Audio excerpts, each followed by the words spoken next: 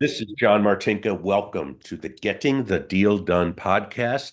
My special guest today is Joshua Monge.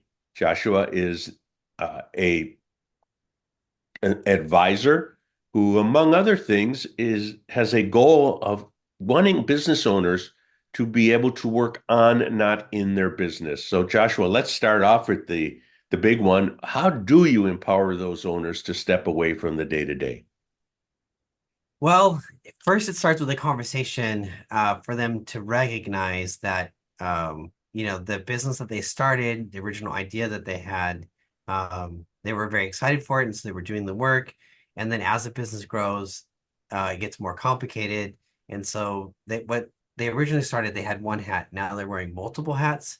And so it usually starts off with the conversation, hey, do you realize like your business is complex? Here's all the hats you're wearing. This is the reason why you're working so many hours. And so if we can get them to kind of recognize the situation that they're in, then I think they're ready to be in a place to talk about addressing it. Okay. So yeah. Yeah. So give us an example of what you've done with a client or two on that. Okay. Yeah, so I had a interior designer. She was always butting up against 1 million in revenue, but not quite able to get over that. And I sat down with her, and it was actually a little bit of a sales process to get her to convert. She kept saying like, "Oh, when I have time, I'll get back to you. Oh, when I have time, I'll get back to you." And so after the third time, I told her, I was like, well, I can keep following up with you, or we could actually address this now if you're ready. And so she's like, you know what, I think I am. So we started work. So I sat down with her, and she was like, I have these processes, but no, I can't, they're not consistent. And I think if I can get these processes figured out, I can figure out how to do this more efficiently. And I told her, great, that's exactly what I wanted to start with. So we actually did process maps. So we looked through her creative process and mapped it all out. And then as we were doing it, I was realizing, you don't have, there's so much administrative work that's in here. Let's build an administrative lane for, some sort of administrator. And at first she was, not super excited about that. And she kept pulling the tasks back into her lane. And I was like, no, no, no, this goes in the admin lane. So I'd pull those tasks out. After we did about two or three processes, then she started pushing things down to the admin. So we were having success there. And then what we did was we looked at all the different process maps that we built. And then we took everything that was in those lanes for the admin. We wrote up a job description.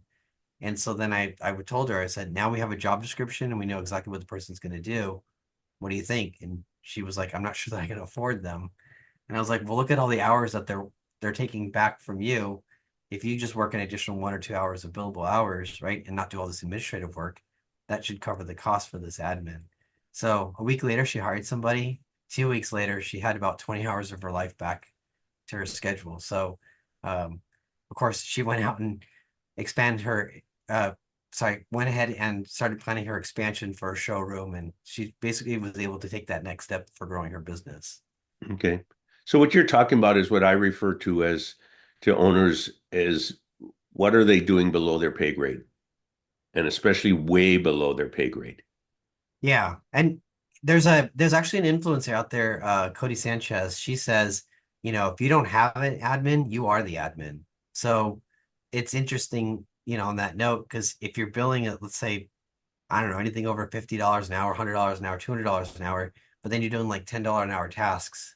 Yeah, it's kind of like you said, you're you're definitely not working in your pay grade there. Yeah, you either get more free time or you have more time to generate business. Right. And or do the work if you're on an hourly, but if you're on a value based, it just you get the ability to get more clients or take more time off. Yeah. Yeah, and the time off piece, I like that you mentioned that because especially working with creatives, they need downtime to think and be inspired and remember why they're doing this. And so, um, when I work with business owners that have been doing this for several years, they've built it's like the frog that's boiling itself, right? The temperature slowly increases and they're boiling and they don't even realize it. So I think something happens with businesses over time. So then if you can get back to the place where like, hey, go take an hour off or take a half day and like, go breathe or go run or jog or do some sort of hobby. Um, I think that's worth it. So, do they need to spend the time sorting all of the customer files and doing all the updates? I don't think you need to do like go. It's more productive if you can refresh your mind and refresh your spirit and what you want to do. So, So we talk about the stepping away from the day to day. Are there different certain business types or sizes that you feel you add the most value? yeah, I work best with businesses about 500,000 to 5 million in revenue. I mean, my ICPs or my ideal client profiles, they go up to 10 because at 10 they really need a full-time person. Um, but most of the clients that I'm getting, they're around just under 500,000 and then a couple at a million that just can't get over it. And the reason why I feel like I've had success with them is because um, the business has grown to a level of complexity that they didn't realize it got that complex. And so by pointing that out to them and then helping them stabilize the processes that are repeatable and help build a good structure and baseline, it then basically takes that off their plate because now they know it's structured. And so then they continue that activity that's going to get them to that next level and build off that platform that's pretty solid and a strong foundation. So that's a great, what you just went through is a great segue for talking about something, how you do it a bit, or the role you play. When you said, well, when they get to about 10 million, they really need someone full time because you do this as a fractional chief operating officer. Yes. Talk a little bit about that, if you would, please. Yeah, so fractional officer, especially on operations, it means that I'm coming in from, C-level viewpoint of the business. So, and I have found just anecdotally, and even the time I was a director of economic development for several years, that when I walk into a business, they tend to promote operations people up from the ranks. So you have the frontline person that becomes a supervisor, becomes a manager, becomes a director, and then eventually moves in. And that person might not have necessarily been trained on KPIs, financials, business development, kind of those elements, that you need at an executive level to look at the organization in a snapshot way or a 30,000 viewpoint and make informed decisions. And so it's interesting to see the people that haven't quite make it. So bringing someone in like me, I just would look at the operations top down, find out where the bottlenecks are, and help to address those. And the other nice thing about fractional COO is I'm there to help realize the vision of the CEO. And so, my passion, drive, everything else is to get that CEO in a place where they're doing what they're doing best, and then help their team get into a structure and organization that runs, pretty much turnkey or everyone's very clear on what their objectives are and what they're supposed to do. And then also as a fractional COO, depending on how people set up their org charts, usually the COO is right there next to the CEO. And so I have honest conversations with people and, a lot of these small businesses, um, not to offend anyone that's listening right now, but you usually are the bottleneck. It's the CEO that's causing some of the headaches or trouble or is the sticking point because they have to make all the decisions or they've got their fingers in all of the pies. So Yeah, I've seen that with some clients, and one especially always comes to mind. And he uh, did some work with the company, multiple projects, and one of them came down to he was the bottleneck. And once he started delegating, uh, profits went way up. And I think your example of, you promote from within, I've seen it a lot with sales managers. In fact, I had one many, many years ago before I got into what I do now. And you're the best salesperson. We're going to make you a sales manager. But they didn't know how to manage and coach. right? Yeah. Yeah. It's like, oh, you're really good at your job. Great, let's change it. Yeah. So So where you and I cross over a bit is that, we help people sell their business, and we want to make sure it's ready for sale. And you use the line that you want to build a business that's ready for sale, even if you're not selling it yet. And it's so true because you never know when there's going to be a health issue or, just burnout rages, or a family issue happens, or someone just approaches you and says, we need to be in you. We'll pay you more than it's worth. In fact, we're working on one of those now. Our clients, the offer is much more than the business is truly worth because there's synergies. Yeah.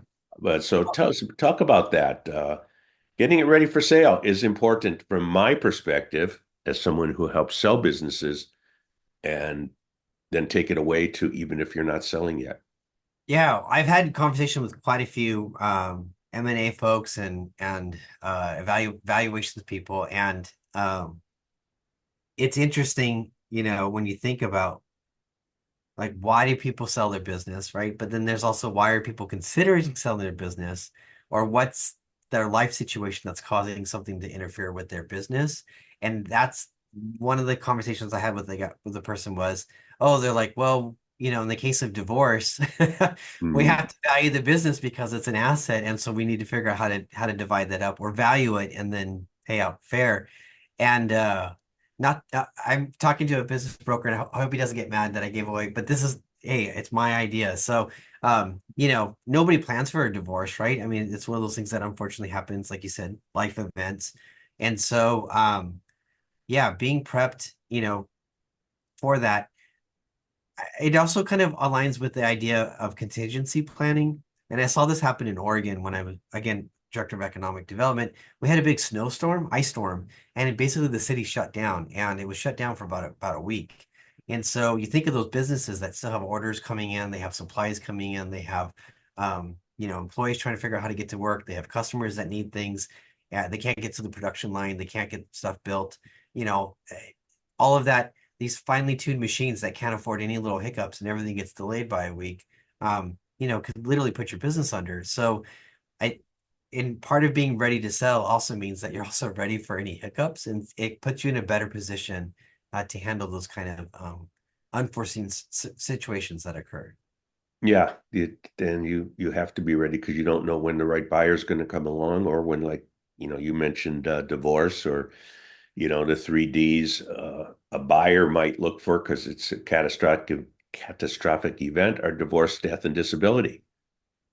Yeah, Yeah, I have found most deals are happening because the owner wants to retire, they're burned out, or something happens in their personal life, yeah, and having those structures. In fact, we sold a business earlier this year for a client that, yeah, it was a thriving business. And he just said, I love the work. I hate managing people. I do not want to manage any more people. And it's stopping our growth, but I will stay on with the buyer to do what I do best, which is client strategy and sales. So yeah. I think get to that's that hard, point. especially with like service-based businesses, right? You started your business because you have a good skill, and you're working for somebody else, you're tired of being underappreciated, so you start your own, hang your own shingle, you start your own business. And then all of a sudden you're doing really good, and then people want you more than you can do, so you start building people, adding people, and next thing 10, 20, 15, 20 years ago, later here you are with this big complex machine, and all you wanted to do was whatever the original skill that you had. Yep. So yeah, I can imagine that. And I think we had this conversation a little bit offline too, was, you know, right now, majority of the small business are owned by boomers that they're just aging out. They're getting to a place where, hey, I'm ready to retire. I'm ready to enjoy vacation or whatever, change my situation here.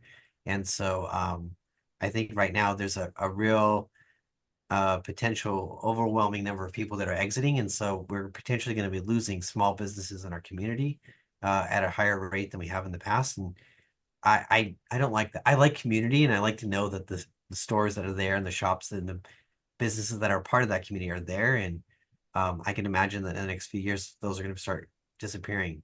So Yeah. And I will share a lot of these owners, whether it's a store, which we don't really work with the main street, the stores or anything, but even, even if it's a B2B or service business, B2B and B2C, it's a very well-paying job for the owner yeah, versus a true business. And then they say, well, what do you mean no one wants to buy it? Or what do you mean I can only get this much for it? because they haven't built these systems and they haven't truly built a business. Yeah.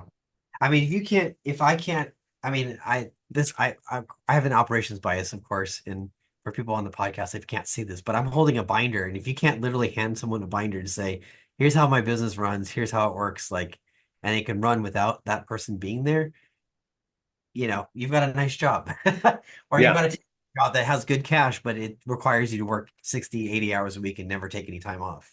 right. So you alluded to, I think, the with the story about the interior designer and the admin and the channel and the mapping. So talk about your process mapping, I believe it is, and the visualization and as IP, as an asset. Talk about talk about that, what you do in that area in a little Yeah, more depth than just saying, oh, it's here, it's in a binder, if you would. yeah, no problem. So, yeah, it was interesting. Talking to people like when they talk about their business, they're like, "Oh, let's say a CPA." Okay, great. And they're like, what makes you unique or what makes you different? Oh, that they get a little squirmy. But there's always, I believe, at the core of every business, there's always something that makes them unique. And there's something that like it's the way you do things, it's the way you process things, it's the way you interact with people, it's your values, all of those is your unique, it's that secret recipe that you have, right? Let Imagine me like interrupt and say that is your competitive advantage. competitive advantage, And exactly. as long as it's not price, you got something there. So continue. So with that, then I try to tease that out. And I've actually talked to like an ear, nose, and throat doctor. He's going to be retiring in a few years. And I was like, "Oh, are you going to sell your practice?" And he's like, "I can't sell my practice. It's me." And and I asked him like three follow-up questions, like, how do you handle your clients? How do you do this? How do you do this? And he had a different answer than I've heard from other people. And I told him that. And he goes, "Huh?" He goes, "So I think I can sell my business." I was like, "Yeah." So he's gonna maybe in a year we'll have another conversation. But anyway, so sorry, this is a long way to get to the process mapping. So by sitting down with someone and actually going through how they do their process and that unique flavor that they have, we actually will set up lanes. We'll set up a particular task or like a kind of a meta level process for how they do things. And then we'll identify each task and step and we'll link those together. And there's different symbols and there's different ways to do it. But the idea is that it's a very intentional map that it's a process visualization. You can actually literally see from left to right how the whole process runs, what the variations are, everything else.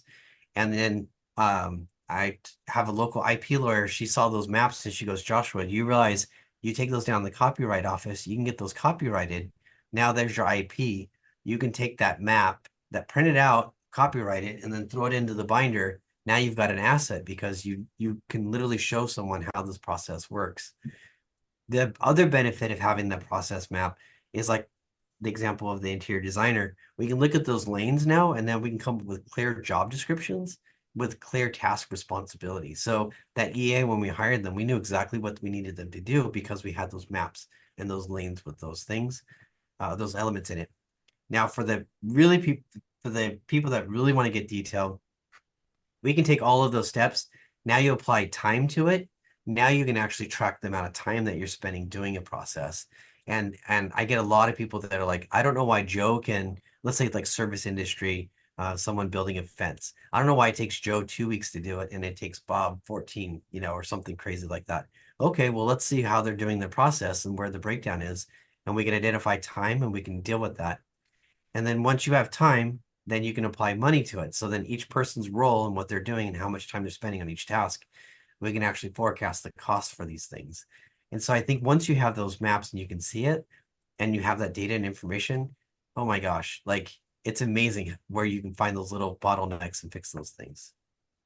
So what do you think keeps business owners from doing this on their own? Oh, it's a pain in the ass. Sorry, can I say ass on That's this? fine. That's okay. Okay, that's a great answer. When they would sooner be working with customers or designing product or something Yeah. like that. I mean, I have met other people that are die-in-the-wool operations people and operators, and that's what they do. They look at something and they break everything down to steps, and they can see the mechanics of it. And that's what I do naturally. And so I'm going to work in my strengths. And that's the reason why I'm doing what I do. And I think I even joked with you at one point. Yes, I own my own business. And yes, I'm CEO of my own business, but I don't want to be a CEO. I like doing this stuff. So, uh, yeah. So I think for most business owners, they're usually visionaries. They're usually very skilled at some element. And I haven't met very many operations based people that start their own business and do operations. So, Okay. So, got a few minutes left. Uh, let's talk about technology and how it can be used. And, uh, as you talked before about people in my generation being a preponderance of business owners. And I can just tell you, I mean, we're working on one transaction now, and the seller is 75 or 6, and we do conference calls, not Zoom or Teams, because he doesn't do Zoom or Teams. yeah, I run into this quite a bit is, people are like, well, this is the way we've always done it. Okay, well, if the world stayed the same, then you're fine, but it's changing and evolving. And so, you mentioned the competitive advantage.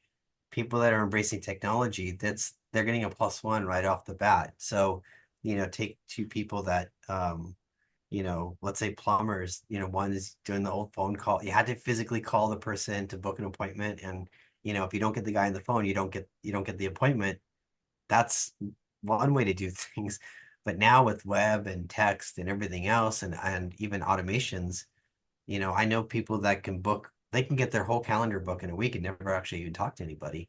Um, and so, they're going to win because they're going to be servicing more clients, they're going to be generating more revenue.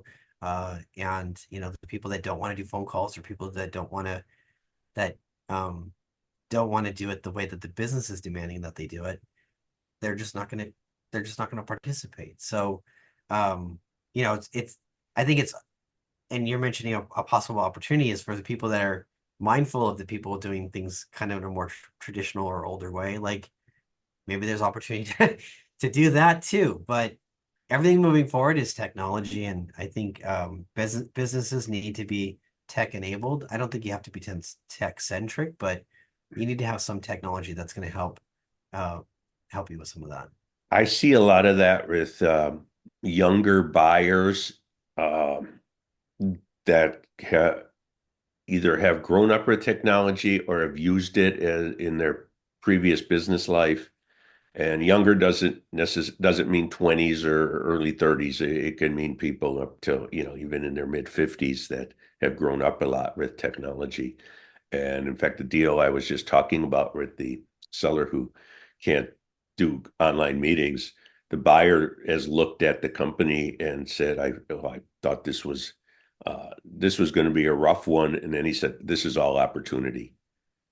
All the things we can do with technology, with outsourcing things like HR, having different systems for the accounting and everything else to free up the people who can generate business. So I think I'm I like fell off in the head as soon as you said that. Like, thank you. You just gave like you just gave me tremendous value, and I was like, okay, I'm holding on to this. Yeah, if you can take a traditional business that's been running for X number of years, right? That's a tried and true model, like a workhorse, and then you can then enable tech into it. The startup cost to integrate technology into those businesses is pretty low now. So yeah, build a website, get a good funnel, figure out how to automate some of the processes. Oh my gosh, you would have huge gains. I would imagine.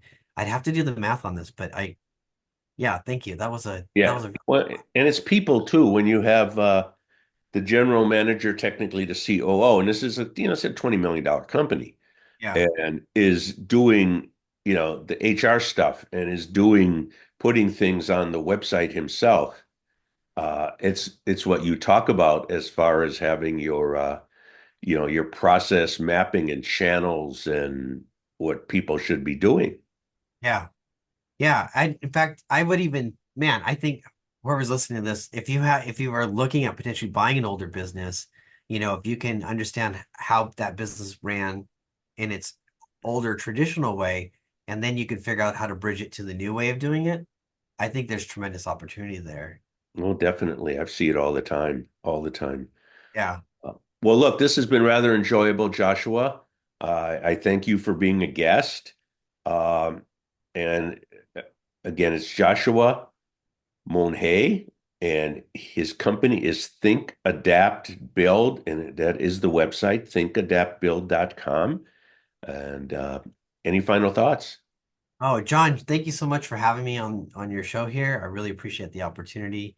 And yeah, I please sell your business. If you're at a place where you ever think that you're in a place like, please sell it. I There's somebody that wants it. The community wants it. Please sell it. That's all I have to say. Well, it's sell it before you're burned out and the business starts going down. Yeah, that would be ideal. Yeah, And being flat means it's, when you're stagnant, really means it's declining. yeah, that's true. That's true. So, well, thank you so much for being a guest, Joshua, Very good. and appreciate your insights. And I see the things in companies all the time that you do and what you help them do because they're not doing it. So it's really a valuable service. So again, Joshua Monge, thinkadaptbuild.com.